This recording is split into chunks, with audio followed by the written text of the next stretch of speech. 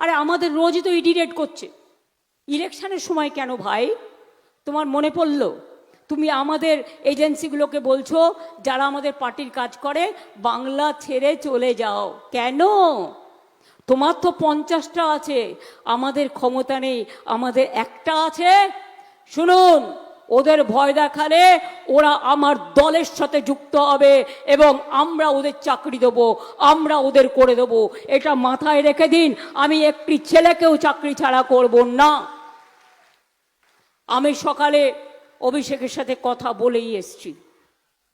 পরিষ্কার বলি, আপনাদের এই চক্রান্ত আর কত অত্যাচার করবেন, আর কত অনাচার করবেন, আর কত ভোট কাটবেন? এরপরে তো এনআরসি করবেন।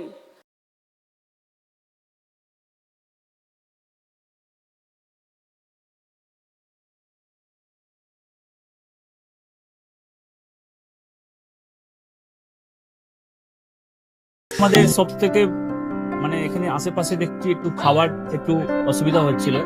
তো আমি দেখলাম কি এখানে একটা ছোট্ট একটা চায়ের দোকান করব। তারপরে চায়ের দোকান থেকে ভাবছি ছোট একটা ধাবা করে দিই। ছোট ধাবা থেকে দেখছি এবার একটু সাজিয়ে এই আস্তে আস্তে করতে করতে এইভাবে হয়ে যাবে আমি নিজেও ভাবতে পারিনি।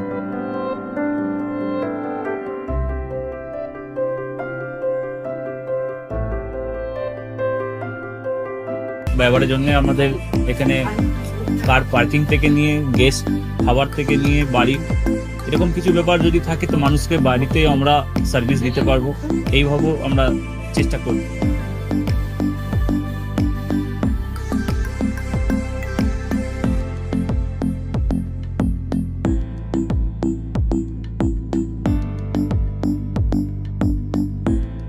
একদম সাধারণ, বাইরে থেকে অনেক চিপ বেস্টের মধ্যে খাওয়াটা কোয়ালিটিটা সবসময় পাবেন। একবার আমি মানুষকে একবারই বলবো কি একবার আমাদের কাছে এসে একবার টেস্ট করে যাবেন। দুপুরবেলা থেকে আরম্ভ আমাদের খাওয়া, থালা, বেঙ্গলি থালা, চাইনিজ ফুড সবই আছে, একবার এসে টেস্ট করে যাবেন।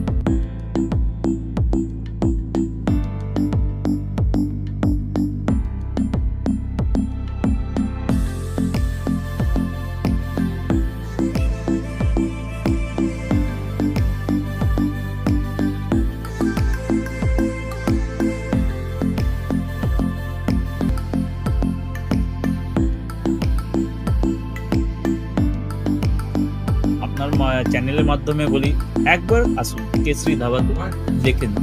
আমার নাম রঞ্জন কেশরী।